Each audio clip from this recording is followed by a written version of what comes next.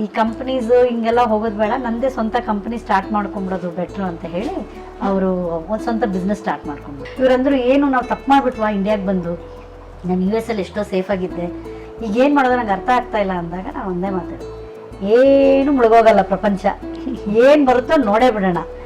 ಆಗ ಒಂದು 2-3 ಇಯರ್ಸ್ ಗ್ಯಾಪಲ್ಲಿ ನಾನೇ ಫುಲ್ ರನ್ ಮಾಡಬೇಕಾಯ್ತು. ಏನಂದರೆ ನನಗೆ ಇಲ್ಲಿ ನನಗೆ ಆಪರ್ಚುನಿಟೀಸ್ ಬಂದಿಲ್ಲ, ಟು ಬಿ ಫ್ರ್ಯಾಂಕ್. ಪಾಯಿಂಟ್ ಪರಿಮಾಣ ಆದಮೇಲೆ ನನಗೆ ಸೀರಿಯಲ್ಸ್ ಯಾವುದೂ ಬಂದಿಲ್ಲ. ಸುಮ್ಮನೆ ನಾನು ಎಲ್ಲರಿಗೂ ಒಂದು ವಾಟ್ಸಪ್ ಮಾಡಿದೆ, ಈ ಥರ ನಾನು ಹೈದ್ರಾಬಾದಿಗೆ ಬರ್ತಾಯಿದ್ದೀನಿ, ನನಗೆ ಆಪರ್ಚುನಿಟಿ ಇದ್ದರೆ ಹೇಳಿ ಅಂತ.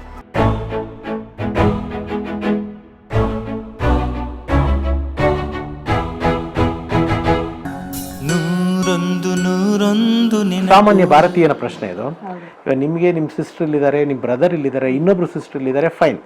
ನಿಮ್ಮ ಕೇಸ್ ಅಂತ ನಾನು ಮಾತಾಡ್ತಲ್ಲ, ಇನ್ ಜನರಲಿ ನೀವು NRI ಆಗಿ ಅಲ್ಲಿರ್ಬೇಕಾದ್ರೆ ಇಲ್ಲಿ ಒಬ್ಬರೇ ಮಗಳು ಅಂತ ಇಟ್ಕೊಳ್ಳಿ, ಒಂದು ಇಮ್ಯಾಜಿನರಿ ಪ್ರಶ್ನೆ ಇದು. ಇವಾಗ ನಿಮ್ಮ ಕೇಸ್ ಅಲ್ಲ, ಒಂದು ಇಮ್ಯಾಜಿನರಿ ಪ್ರಶ್ನೆ. ಇವಾಗ ಪ್ರಮೋದಿನಿ ಮೇಡಮ್ ಹೇಳಬೇಕಾದ್ರೆ ಅಪ್ಪ ಅಮ್ಮ ವಯಸ್ಸಾಗಿರೋರು ಇಲ್ಲಿರ್ತಾರೆ ಅಂತ ಹೇಳಿದಾಗ ನನಗೆ ನಿಮ್ಗೆ ಈ ಪ್ರಶ್ನೆ ಕೇಳಬೇಕು ಅಂತ ಅನ್ನಿಸ್ತು. ವಯಸ್ಸಾಗಿರೋ ತಂದೆ ತಾಯಿ ಇಲ್ಲಿರ್ತಾರೆ, ಅವ್ರನ್ನೆಲ್ಲೋ ಆಶ್ರಮದಲ್ಲಿ ಬಿಟ್ಟಿರ್ತೀವೋ, ಇಲ್ಲ ಮನೆಯಲ್ಲಿ ಯಾರೋ ಕೇರ್ ಟೇಕರ್ ಇಟ್ಬಿಟ್ಟು ಬಿಟ್ಟಿರ್ತೀವಿ. ಅಲ್ಲಿರೋರಿಗೆ ಅಂದರೆ ಅಲ್ಲಿರೋ ಮಗಳಿಗೋ ಮಗನಿಗೋ ಯಾರಿಗಾರೋ ಇರ್ಬೋದು, ತಂದೆ ತಾಯಿ ಇಲ್ಲಿರೋದು ಎಷ್ಟು ಸಂಕಟ ಇರುತ್ತೆ. 100% ತುಂಬ ಮಿಸ್ ಮಾಡ್ಕೋತಾರೆ ಪೇರೆಂಟ್ಸು. ಆದರೆ ಆ ಥರ ಪೇರೆಂಟ್ಸ್ ಮಿಸ್ ಮಾಡ್ಕೊಳ್ಳೋದು ಅನ್ನೋದಕ್ಕಿಂತ ಹೆಚ್ಚಾಗಿ ಒಂದು ಏಜ್ ಆದಮೇಲೆ ಅವ್ರಿಬ್ಬರನ್ನೇ ಬಿಟ್ಬಿಟ್ಟು, ಹೆಣ್ಮಕ್ಳಾದ್ರೆ ವಿಧಿ ಇಲ್ಲ, ಹೌದು ನಾವು ಹೋಗ್ಲೇಬೇಕು, ಗಂಡ ಎಲ್ಲಿರ್ತಾರೆ ಅಲ್ಲಿ ಹೋಗ್ಲೇಬೇಕು, ಇರಲೇಬೇಕು, ಸಂಸಾರ ನಡೆಸಲೇಬೇಕು. ಅದೇ ಒಬ್ಬ ಗಂಡು ಮಗ ಆದರೆ ಆಪ್ಷನ್ಸ್ಗಳು ಇದ್ರೂ ನಾವು ಹೊರದೇಶದಲ್ಲಿ ಹೋಗಿ ಸೆಟಲ್ ಆಗಿರ್ತೀವಿ. ಹೌದು, ಆ ವ್ಯಾಮೋಹ ಎಷ್ಟು ಸರಿ ಅಂತ ಹೇಳ್ತಾರೆ ಇಬ್ರಿಗೂ ಈ ಪ್ರಶ್ನೆ. ಅದೇ ಹೇಳ್ಬೇಕಂದ್ರೆ ಅವರವರ ವೈಯಕ್ತಿಕ. ನಾನು ನಿಮ್ಮ ಒಂದು ವ್ಯೂ ಪಾಯಿಂಟ್ ಕೇಳ್ತಾ ಇರೋದು, ಜನರಲೈಸ್ ಆಗಿ ನಾನು ಕೇಳ್ತಾ ಇರೋದು ಏನಂದ್ರೆ ಇವಾಗ ಅವ್ರು ಅಲ್ಲೇ ಇವಾಗ ಹೋಗೋದು ಕಷ್ಟ, ಆ ಕಂಟ್ರಿಗೆ ಹೋಗೋದು ಸ್ವಲ್ಪ ಕಷ್ಟನೇ. ಎಲ್ಲರೂ ಪ್ರತಿಯೊಬ್ರು ಸ್ವಲ್ಪ ವೀಸಾಗೋಸ್ಕರ ಕಷ್ಟಪಟ್ಟು ಅಲ್ಲಿ ಸೆಟ್ಲ್ ಆಗ್ಬೇಕು ಅಂತ ಆಗ್ಬಿಡ್ತಾರೆ. ಆದ್ಮೇಲೆ ಬಿಟ್ಟು ಬರೋಕ್ಕಾಗಲ್ಲ, ಬಿಟ್ಟು ಬರಬೇಕು, 1-2 ವರ್ಷ ಇದ್ಬಿಟ್ಟು ಬಂದ್ಬಿಡ್ತೀನಿ ಅಂತಾರೆ. ಆಮೇಲೆ ಕೆಲಸ ಆದ್ಮೇಲೆ ಮದ್ವೆ ಆದ್ಮೇಲೆ ಮಕ್ಕಳು ಬರಲ್ಲ, ಮಕ್ಕಳು ದೊಡ್ಡವರಾದ್ಮೇಲೆ ಮಕ್ಕಳು ಬರಲ್ಲ. ಅದು ಒಂಥರ ಚೈನ್ ತರ ಅಲ್ಲ, ಹಂಗೆ ಮ್ಯಾಗ್ನೆಟ್ ತರ ಅಂಟ್ಕೊಂಡ್ಬಿಡ್ತೀವಿ. ಆಗ ರಿಲೇಟಿವ್ಸ್ ನೋಡ್ಬೇಕಂದ್ರೆ ಎಮರ್ಜೆನ್ಸಿ ಅಂದ್ರೆ ಬರಕ್ಕಾಗಲ್ಲ, ಮಿಸ್ ಮಾಡ್ಕೋತೀವಿ. ಅಂತ ಕೇಸಲ್ಲಿ ತುಂಬಾ ಜನ ಏನ್ ಮಾಡ್ತಾರೆ, ಪೇರೆಂಟ್ಸ್ನ ಅಲ್ಲೇ ಕರ್ಸ್ಕೊಂಡ್ಬಿಡ್ತಾರೆ, ಅಲ್ಲೇ ಇರ್ತಾರೆ,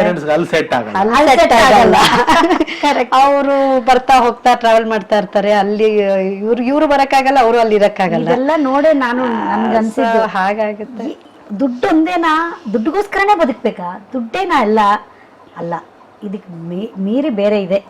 ನಮ್ಮ ಇಷ್ಟದಂತೆ ನಾವು ಬದುಕೋಬೇಕು, ನಮ್ಗೆ ಇಷ್ಟವಾದವ್ರ ಜೊತೆ ಇರಬೇಕು, ಅನ್ಕೊಂಡಿದ್ದ ತಕ್ಷಣ ಅವ್ನು ನೋಡೋ ತರ ಒಂದು ರೀಚಬಿಲಿಟಿಲಿ ಇರಬೇಕು. ಆಮೇಲೆ ಈ ಆಟಿಟ್ಯೂಡ್ ಅಂದ್ರೆ, ಸಾರಿ ಗೈಸ್, ಅಂದ್ರೆ ಯಾರನ್ನು ಇಂಟೆನ್ಷನ್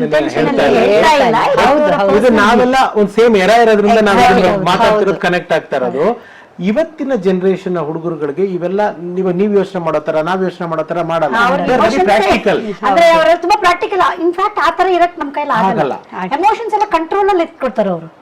ಓವರ್ ಎಮೋಷನಲ್ ಇಲ್ಲ, ಅವರು ತುಂಬಾ ಕಂಟ್ರೋಲ್ಡ್ ಆಗಿದ್ದಾರೆ. ಅವ್ರಿಗೆ ಏನ್ ಬೇಕು ಬೇಡ ಅನ್ನೋದ್ರ ಬಗ್ಗೆ ಕ್ಲಾರಿಟಿ ಇದ್ದಾರೆ.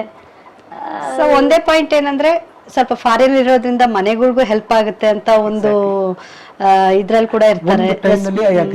ಬಟ್ ಇವತ್ತಿಗೆ ಇಲ್ಲೂ ಕೂಡ ಆ ಪೇ ಪ್ಯಾಕೇಜಸ್ ಇರ್ಬೋದು, ಮತ್ತೊಂದು ಕರೆಕ್ಟ್ ಆಗಿ ನಮ್ಗೆ ಆಗ್ಬಿಟ್ರೆ ಇಟ್ಸ್ ವೆರಿ ವೆರಿ ಈಕ್ವಲ್. ನಾವೆಲ್ಲ ಅವಾಗ ನಮ್ಗೆ ಯಾರೋ ಫಾರಿನ್ ಇಂದ ಒಂದು ಸೆಂಟ್ ತಂದ್ಕೊಟ್ರೆ ನಮ್ಗೆ ಆಮೇಲೆ ಗೊತ್ತಾಯ್ತು ಅದೆಲ್ಲ $1 ಹೋಗ್ಬಿಟ್ಟು ತಗೊಂಡ್ಬರೋ ಪರ್ಫ್ಯೂಮ್ಗಳು ಅಂತ. ಅಲ್ಲ, ಅಲ್ಲೋಗಿ ನೋಡಿ ಎಲ್ಲ ಮೇಡ್ ಇನ್ ಇಂಡಿಯಾ ಇದೆ.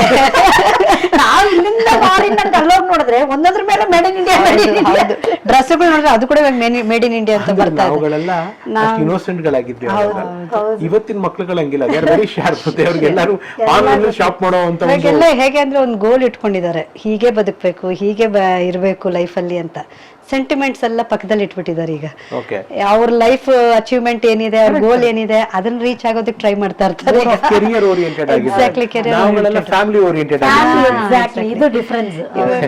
ಇವಾಗ ಅಲ್ಲಿ ಏನಂದ್ರೆ ಆ ಕಂಟ್ರಿಲಿ ಇರ್ಬೇಕಂದ್ರೆ ಮನೆಯಲ್ಲಿ ಮಾತ್ರ ಐಡಲ್ ಕುತ್ಕೊಳ್ಳೋದು, ಏನು ಕೆಲಸ ಇಲ್ದಿರೋದ್ರೆ ಒಂದು ದಿನಾನು ಇರಕ್ಕಾಗಲ್ಲ. ನಮ್ ಬಿಸಿಲ್ ನಾವ್ ಇರ್ಬೇಕು. ಇವಾಗ ವರ್ಕ್ ಮಾಡೋರು ಆಕ್ಯುಪೈ ಆಗಿರ್ಬೇಕು. ಒಂಚೂರು ಎಲ್ಲ ಆರ್ಗನೈಸ್ ಮಾಡ್ಕೊಂಡು ಸ್ಕೂಲ್ ಮಾಡಿ, ನಾಟ್ಯಾಂಜಲಿ ಸ್ಕೂಲ್ ಆಫ್ ಡಾನ್ಸ್ ಅಂತ ಒಂದು ಸ್ಪೇಸ್ ನಲ್ಲಿ ಒಂದು ಬ್ಯುಸಿ ಆಗಿರೋದ್ರಿಂದ ಅದು ನಾನು ಮಾಡೇ ಇಲ್ಲ. ನನ್ಗೆ ಆ ತರ ಡೇ ಒಂದಿಂದ ಅನಿಸ್ಲೂ ಇಲ್ಲ, ನಂಗೆ ಅಲ್ಲಿ ಇರೋದೇ ಬೇಡ ಅನ್ಸ್ಬಿಡ್ತು. But now I am happy. Yes, ಇಲ್ಲಿ ಬಂದ ಮೇಲೆ ಅಂದ್ರೆ ಸಾರ್ ಬಂದ್ಮೇಲೆ ಅವ್ರಿಗೆ ಮತ್ತೆ ಒಂದು ಈ ಜಾಬ್ ಅಸೈನ್ ಆಗೋದಕ್ಕೆ ಎಷ್ಟು ಟೈಮ್ ಹಿಡಿತು, ಆ ಒಂದು ಚಾಲೆಂಜಸ್ ಡೇಸ್ ಬಗ್ಗೆ ಅದೇ ಹೇಳಿದ್ಮೇಲೆ ರೆಸೆಷನ್ ಟೈಮಲ್ಲಿ ಬಂದ್ಬಿಟ್ವಿ ಇರೋದು ತುಂಬಾ ಪ್ರಾಬ್ಲಮ್ ಆಗೋಯ್ತು. ಅವಾಗ ನಾವು ಇಲ್ಲೊಂದು ಬ್ಯಾಂಗ್ಳೂರಲ್ಲೇ ಇಲ್ಲಿ ಒಂದು ಚಿಕ್ಕದಾಗಿ ಒಂದು 3 bedroom ಫ್ಲಾಟ್ ತಗೊಂಡ್ವಿ. ಅವಾಗ ಹೇಳಿದ್ರಲ್ಲ 0 ಇಂದ ಸ್ಟಾರ್ಟ್ ಮಾಡಬೇಕು, EMI ಕಟ್ಟಬೇಕು, ಮಗು ಆವಾಗ ತಾನೇ ಸ್ಕೂಲ್ಗೆ ಸೇರಿಸಿದ್ದೀವಿ, ಎಲ್ಲ ರೆಸ್ಪಾನ್ಸಿಬಿಲಿಟೀಸ್ ಇವ್ರಿಗೆ ರೆಸೆಷನ್ ಟೈಮು. ಇವ್ರು ಅಷ್ಟು ಲಕ್ಷಾಂತರ ರೂಪಾಯಿ ದುಡಿತಾ ಇದ್ದವ್ರು ಇಲ್ಲಿ 1000 ರೂಪಾಯಿ ಬಂದ್ಬಿಡ್ತು. ತುಂಬ ಬೇಸಿಕ್ಕಿಂತ ಲೋ ಸ್ಯಾಲ್ರಿ ಕೇಳ್ತಾ ಇದ್ರು ಇಲ್ಲಿ. ಇವ್ರಿಗೆ ತುಂಬ ಡಿಪ್ರೆಷನ್ ಕೊಟ್ಟೋದ್ರು, ಇದೇನಿದು ಅಂತ. ಬಟ್ ಅವ್ರ ಮೇನ್ ಪ್ಯಾಷನ್ ಬಂದು ಬೇರೆನೇ ಇತ್ತು. Is an acoustic architect, theatres ಮಾಡ್ತಾರೆ, ಅಲ್ಲೂ ಅದೇ ಮಾಡೋರು. ಬಟ್ ಇದೊಂದು ಸೈಡ್ ಆಗಿ ಇಟ್ಕೊಂಡ್ರು. ಆಮೇಲೆ ಒಂದು ಪಾಯಿಂಟ್ ಆಫ್ ಟೈಮಲ್ಲಿ ಇನ್ನು ಈ ಕಂಪ್ನೀಸ್ ಹಿಂಗೆಲ್ಲ ಹೋಗೋದು ಬೇಡ, ನಂದೇ ಸ್ವಂತ ಕಂಪನಿ ಸ್ಟಾರ್ಟ್ ಮಾಡ್ಕೊಂಡ್ಬಿಡೋದು ಬೆಟ್ರು ಅಂತ ಹೇಳಿ ಅವರು ಒಂದು ಸ್ವಂತ ಬಿಸ್ನೆಸ್ ಸ್ಟಾರ್ಟ್ ಮಾಡ್ಕೊಂಡ್ಬಿಟ್ರು. ಆ ಒಂದು ಪೀರಿಯಡ್ ಸ್ಟಾರ್ಟ್ ಆಗೋಕ್ಕೆ 3 years ತಗೋತು, 2 to 3-4 years. ಆ ಟೈಮಲ್ಲಿ ನಾನೇ ಮನೆ ನೋಡ್ಕೊಳ್ಳೋ ಅಂತ ರೆಸ್ಪಾನ್ಸಿಬಿಲಿಟಿ. ಹೇಳಿದ್ರಂತಲ್ಲ ನಿಮ್ಗೆ ಯಾಕೆ ನಾನು ಅದೇ ಹೇಳಿದೆ. ಇವರಂದ್ರು ಏನು ನಾವು ತಪ್ಪು ಮಾಡ್ಬಿಟ್ವಾ ಇಂಡಿಯಾಗೆ ಬಂದು, ನಾನು US ಅಲ್ಲಿ ಎಷ್ಟೋ ಸೇಫ್ ಆಗಿದ್ದೆ, ಇನ್ನಿನ್ನ ಪ್ರೊಫೆಷನ್ ಅದು ಇದು ಅಂದ್ಕೊಂಡು ಅಪ್ಪನ ಸೆಂಟಿಮೆಂಟ್ ಇದೆಲ್ಲ ಅನ್ಕೊಂಡು ಬಂದೆ. ಇವಾಗ ನಾನು ಏನು ಮಾಡಲಿ, ನಾನು ಮತ್ತೆ ಹೋಗೋದಕ್ಕೆ ವೀಸಾನು ಕ್ಯಾನ್ಸಲ್ ಮಾಡ್ಕೊಂಡು ಬಂದ್ಬಿಟ್ಟೆ, ಈಗ ಏನು ಮಾಡೋದು ನಂಗೆ ಅರ್ಥ ಆಗ್ತಾ ಇಲ್ಲ ಅಂದಾಗ ನಾನು ಒಂದೇ ಮಾತಾಡೋದು, ಏನು ಮುಳುಗೋಗಲ್ಲ ಪ್ರಪಂಚ, ಏನು ಬರುತ್ತೋ ನೋಡೇ ಬಿಡೋಣ. ಆ ಟೈಮಲ್ಲಿ ಇವ್ರಿಗೆ ಏನಾಯ್ತು ಅಂದರೆ, ಇವರು ಟ್ರೈ ಮಾಡ್ತಾ ಇದ್ದಾಗ ಕಂಪನಿ ಡಿಲಾಯ್ಟ್ ಹೈದ್ರಾಬಾದಲ್ಲಿ ಇವ್ರಿಗೆ ಪೋಸ್ಟಿಂಗ್ ಬಂತು. ಅವಾಗ ಇವ್ರು ಅಂದ್ರು ನಾನು ಈ ಜಾಬ್ ತಗೋತೀನಿ, ನೋಡೋಣ ಅಲ್ಲಿ ಹೋಗಿ ನಮ್ಗೊಂಚೂರು EMI ಕಟ್ಟಕ್ಕೆಲ್ಲ ಬ್ಯಾಲೆನ್ಸ್ ಆಗುತ್ತೆ ಅಂತ ಹೇಳಿ ನಾನು ಪಾಯಿಂಟ್ ಪರ್ಲ ಮುಗಿಸ್ಕೊಂಡು 1-2 years ನಾವು ಹೈದ್ರಾಬಾದ್ ಶಿಫ್ಟ್ ಆಗಿಬಿಟ್ವಿ. ಸೊ ಹೈದ್ರಾಬಾದ್ ಶಿಫ್ಟ್ ಆದಾಗ ನಾನು ಅಲ್ಲಿ ಇದ್ದಿದ್ದ ಹಳೆ ಕಾಂಟ್ಯಾಕ್ಟ್, ರಾಘವೇಂದ್ರ ರಾವ್ ಸರ್ ಅವರ ಟೀಮ್ ಕಾಂಟ್ಯಾಕ್ಟ್, ಅವರೆಲ್ಲ ಡೈರೆಕ್ಟರ್ಸ್ ಆಗಿಬಿಟ್ಟಿದ್ರು. ಆವಾಗ ADಗಳಾಗಿದ್ದವರು, ಕೋ ಡೈರೆಕ್ಟರ್ಸ್ ಆಗಿದ್ದವರು. ಅವ್ರಿಗೆಲ್ಲ ನಾನು ಕಾಂಟ್ಯಾಕ್ಟ್ ಮಾಡಿ ಹೇಳಿದ ತಕ್ಷಣವೇ ಅವ್ರು ನನಗೆ ಸೀರಿಯಲ್ ಆಪರ್ಚುನಿಟಿ ಕೊಟ್ಟರು. ನಾನು ಮಾಡ್ಕೊಂಡು ಹೋಗ್ತಾ ಇದ್ದೆ. ಅಟ್ ದ ಸೇಮ್ ಟೈಮ್ ಇವ್ರಿಗೂ ಡಿಲಾಯ್ಟಲ್ಲಿ ಅಲ್ಲಿ ಇಷ್ಟ ಆಗಲಿಲ್ಲ, ಕೆಲಸದಿಂದ ಅವರು ಒಂಚೂರು ಬಂದ್ಬಿಡ್ಬೇಕಾಯ್ತು. ಆಗ ಒಂದು 2-3 years ಗ್ಯಾಪಲ್ಲಿ ನಾನೇ ಫುಲ್ ರನ್ ಮಾಡಬೇಕಾಯ್ತು. ಏನಂದರೆ ನನಗೆ ಇಲ್ಲಿ ನನಗೆ ಆಪರ್ಚುನಿಟೀಸ್ ಬಂದಿಲ್ಲ, ಟು ಬಿ ಫ್ರ್ಯಾಂಕ್. ಪಾಯಿಂಟ್ ಪರಿಮಾಣ ಆದಮೇಲೆ ನನಗೆ ಸೀರಿಯಲ್ಸ್ ಯಾವುದೂ ಬಂದಿಲ್ಲ. ನಾನು ಫೋನ್ ಮಾಡಿಲ್ಲ, ಕೇಳ್ತಾ ಇದ್ದೆ, ಸರ್ ಯಾವ್ದಾದ್ರು ಆಪರ್ಚುನಿಟಿ ಇದ್ರೆ ಹೇಳಿ ಸರ್ ಅಂತ. ಅಂದರೆ ಒಂದೇ ಮಾತು ಹೇಳಿದ್ರು, ಹಳೆ ಮುಖಗಳನ್ನೆಲ್ಲ ಹಾಕೋತಾ ಇಲ್ಲಮ್ಮ, ಇವಾಗೆಲ್ಲ ಹೊಸಬ್ರು ಹಳಬ್ರನ್ನೆಲ್ಲ ಇವಾಗ ಹಾಕ್ಕೊಳ್ಳಲ್ಲ. ನೀವು ಎಲ್ಲೋ ದೂರದಲ್ಲಿದ್ದೀರಾ, ಏರ್ಪೋರ್ಟ್ ಹತ್ರ, ನಿಮ್ಮನ್ನು ಪಿಕಪ್ ಡ್ರಾಪ್ ಮಾಡೋದು ಭಾಳ ಕಷ್ಟ ಆಗುತ್ತೆ, ನೋಡೋಣಮ್ಮ ಯಾವುದಾದ್ರು ಇದ್ರೆ ಹೇಳ್ತೀವಿ ಈ ಥರ. ಅಥವಾ ಬಂದ್ರೂ ಕ್ಯಾರೆಕ್ಟರು ನಮಗೆ ಟ್ಯಾಲೆಂಟ್ನ ಪ್ರೂವ್ ಮಾಡ್ಕೊಳ್ಳೋ ಥರ ಕ್ಯಾರೆಕ್ಟರ್ಸ್ ಇಲ್ಲ. ಇದೆಲ್ಲ ಒಂಚೂರು ನನಗೆ ಡಿಸಪಾಯಿಂಟ್ ಸ್ಟಾರ್ಟ್ ಆಗೋಯ್ತು. ನಾನು ಯಾಕೆ ಇಲ್ಲಿ ಟೈಮ್ ವೇಸ್ಟ್ ಮಾಡ್ತಾ ಇದ್ದೀನಿ. ನನ್ನ ಗಂಡನಿಗೆ ಒಂದು ಡೈಲಮಾ ಏನು, ಬೆಂಗಳೂರಲ್ಲಿ ಮನೆ ತೊಗೊಂಡ್ಬಿಟ್ಟಿದ್ದೀವಿ, ಇವ್ರದ್ದು ಕೊಯಂಬತ್ತೂರು ಆ ಕಡೆ ಹತ್ತಿರ. ಇನ್ನು ಹೈದ್ರಾಬಾದಲ್ಲಿ ಯಾರಿದ್ದಾರೆ, ಹೈದ್ರಾಬಾದ್ಗೆ ಯಾಕೆ ಹೋಗಬೇಕು, ಹೈದ್ರಾಬಾದ್ ಆಪರ್ಚುನಿಟಿ ತೊಗೊಳ್ಳೋದಾ ಬೇಡವಾ ಅಂತ. ನಾನಂದೆ ನೀವು ತಗೊಳ್ಳಿ, ಡಿಲಾಯ್ಟಲ್ಲಿ ಕೆಲಸ ಬಂದಿದೆ, ತಗೊಳ್ಳಿ, ನೋಡೋಣ ಹಿಂಗೆ ಹೋಗುತ್ತೆ ಅಂತ. ನನ್ನ ಪ್ರೊಫೆಷನ್ನು ನಾನು ಸ್ಟಾರ್ಟ್ ಮಾಡಿ ಸುಮ್ಮನೆ ನಾನು ಎಲ್ಲರಿಗೂ ಒಂದು ವಾಟ್ಸಪ್ ಮಾಡಿದೆ, ಈ ಥರ ನಾನು ಹೈದ್ರಾಬಾದಿಗೆ ಬರ್ತಾಯಿದ್ದೀನಿ, ನನಗೆ ಆಪರ್ಚುನಿಟಿ ಇದ್ದರೆ ಹೇಳಿ ಅಂತ. 1999 ನಾನು ಮನೋಯಜ್ಞಮ್ ಅಂತ ಒಂದು ಸೀರಿಯಲ್ ಮಾಡಿದ್ದೆ, ಕೆ ರಾಘವೇಂದ್ರ ರಾವ್ ಸರ್ದು, ತೆಲುಗು. ರೇಖೆಗಳು ಆದ್ಮೇಲೆ ಇಮಿಡಿಯೇಟ್ ಆಗಿ ಸೈಮಲ್ಟೇನಿಯಸ್ ಆಗಿ ಅದು ಮಾಡ್ತಾ ಇತ್ತು, ಇದು ಹೈದ್ರಾಬಾದಲ್ಲಿ ಶೂಟ್ ಮಾಡ್ತಿದ್ದೆ. ETV ಅವರು ನಾನು ಹೋಗಿದ ತಕ್ಷಣವೇ, వచ్చావಮ್ಮ ಬಂದ್ರ ನೀವು, ಓ ವೆರಿ ನೈಸ್, ಯಾವಾಗ ನೋಡಿದ್ದು, ನಾವು ಹೊಸ ಸೀರಿಯಲ್ ಮಾಡ್ತಾಯಿದ್ದೀವಿ ಮಾಡಿ ಅಂತ 2 ಸೀರಿಯಲ್ ತಮಿಳಲ್ಲಿ ಆಗ್ತಾನೆ. ಬಾಲಚಂದ್ರ ಅವ್ರ ಸರ್ದು ಒಂದು ಇಲಕ್ಕನಂ ಮಾರದು ಅಂತ, ತೆಲುಗುವನ್ನು ನೋಡಿ ಅಲ್ಲೊಂದು ಆಪರ್ಚುನಿಟಿ ಕೊಟ್ಟರು.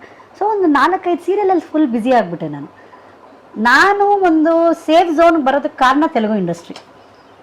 ಸೊ ಅಲ್ಲಿ ನಾನು ಈ ಕಡೆ ಒಂದು 3 years ಇವ್ರು ಕೂತ್ಕೊಂಡಾಗ ನಾನು ಮನೆ ರನ್ ಮಾಡಿಕೊಂಡು ಒಂಚೂರು ಆರಾಮಾಗಿ ನಡೆಸೋದಕ್ಕೆ ಕಾರಣ, ಸೆಟ್ರೈಟ್ ಆಗೋದಕ್ಕೆ ಅವರು. ಅಷ್ಟರಲ್ಲಿ ನಮ್ಮ ಯಜಮಾನ್ರು ರೆಡಿ ಆದರು ಕಂಪನಿ ಸ್ಟಾರ್ಟ್ಅಪ್, ಬ್ಯಾಕಪ್ ಬೇಕಿತ್ತು. ಸೊ ಅದನ್ನು ನಾನು ಟೇಕ್ ಓವರ್ ಮಾಡಿದ್ರಿಂದ ಅವ್ರ ಕಂಪನಿ ಸ್ಟಾರ್ಟ್ ಮಾಡ್ಕೊಳ್ಳೋಕ್ಕೆಲ್ಲ ಶುರು ಮಾಡಿದ್ರು. ಬೈ ಗಾಡ್ಸ್ ಗ್ರೇಸ್ ಇವಾಗ ನೋಡ್ಕೋತಾ ಇದ್ದಾರೆ ಎಲ್ಲ. ಯಾವ ತರ ಅಂದ್ರೆ ಅವ್ರದ್ದು ಯಾವ ತರ ಇವಾಗ ಅವ್ರದ್ದು ಬಿಸ್ನೆಸ್ ಥಿಯೇಟರ್ ಡಿಸೈನ್ಸ್ ಅಂದ್ರೆ ಅವರು ಇವಾಗ ಒಂದು ಖಾಲಿ ರೂಮ್ ನೀವು ಕೊಟ್ರೆ ಅವರು ಅದನ್ನ, ಇವಾಗ ನೀವು ಐನಾಕ್ಸ್ ಅಲ್ಲೆಲ್ಲ ಯಾವ ತರ ಥಿಯೇಟರ್ಸ್ ನೋಡ್ತೀರಾ, ಸೇಮ್ ಥಿಯೇಟರ್ಸ್ನ ಅವರು ಸ್ಟುಡಿಯೋಸ್ ಮಾಡ್ತಾರೆ. ಆಮೇಲೆ ಥಿಯೇಟರ್ಸ್ ಇದೆಲ್ಲ ಮನೆ ಹೋಮ್ ಥಿಯೇಟರ್ ಸೂಪರ್ ಆಗಿರ್ಬೇಕಂಗಿದೆ. ಹೌದು, ಬನ್ನಿ ಒಂದ್ಸಲ, ಬನ್ನಿ ಹೈದ್ರಾಬಾದಿಗೆ ಬನ್ನಿ. ಖಂಡಿತ ಚಿಕ್ಕದಾಗಿ ಒಂದು ಡೆಮೋ ಸೆಂಟರ್ ತರ ಮಾಡ್ಕೊಂಡಿದೀವಿ.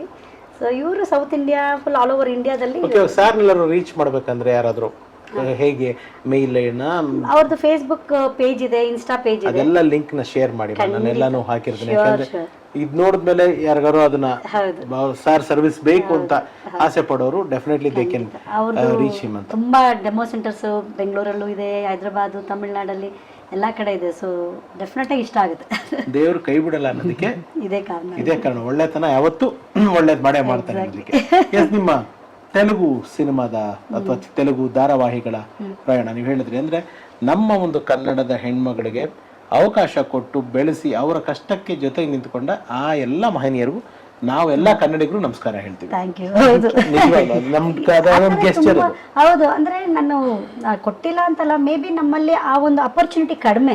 ನಮ್ಮಲ್ಲಿ ಅದೊಂದು ಮಾತಿದೆಯಲ್ಲ, ಹಿತ್ತಲ್ಗಳ ಮದ್ದಲ್ಲ. ಹೌದು, ಅದೊಂದು. ಎರಡನೇದು, ಎಷ್ಟು ಕನ್ನಡ ಅಭಿಮಾನಿಗಳಂದ್ರೆ ನಾವು ಅಲ್ಲಿ ಟೀಚರ್ ಇಂಗ್ಲಿಷ್ ಮಾತ್ರ ನಾವು ಕನ್ನಡ ಟೀಚರ್ ಅನ್ನ ನಮ್ಮ ಅಪ್ಪರ ಕಂಪ್ಲೇಂಟ್ ಮಾಡೋರು, ಏನ್ರಿ ನಿಮ್ ಮಕ್ಕಳು ಇಂಗ್ಲಿಷ್ ಇಂಪ್ರೂವ್ ಆಗುತ್ತೆ ನಿಮ್ ಮಕ್ಕಳಿಗೆ, ಅವ್ರು ಒಂಚೂರು ಕೂಡ ಇಂಟ್ರೆಸ್ಟ್ ತೋರಿಸ್ತಾ ಇಲ್ಲ ಇಂಗ್ಲಿಷ್ ಕಲಿಬೇಕು ಅಂತ.